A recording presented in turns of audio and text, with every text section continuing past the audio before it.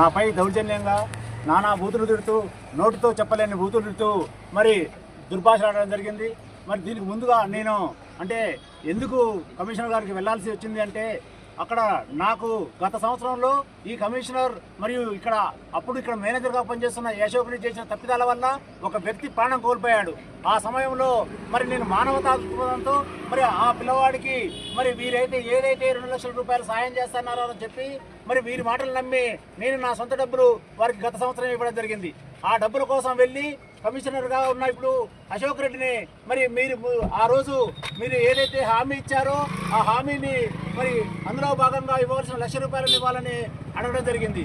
దానిలో భాగంగా అడుగుతున్నప్పుడు అరే లంచదాని కొడక నేనెందుకు ఇవ్వాలరా మరి అని చెప్పి నానా దుర్భాషాడుతూ నోటితో చెప్పలేని బూతులు మాట్లాడుతూ మరి నాపై దౌర్జన్యం చేయడం జరిగింది. అలాగే కారుతో నన్ను గుద్ది చంపడానికి కూడా ప్రయత్నం చేయడం జరిగింది. మరి ఈ విషయంపై స్థానిక ఎస్ఐ గారికి కంప్లైంట్ ఇవ్వగా మరి ఆ రోజు నిన్న రాత్రి ఏమంటే ఎస్ఐ గారికి కంప్లైంట్ ఇవ్వడం జరిగింది.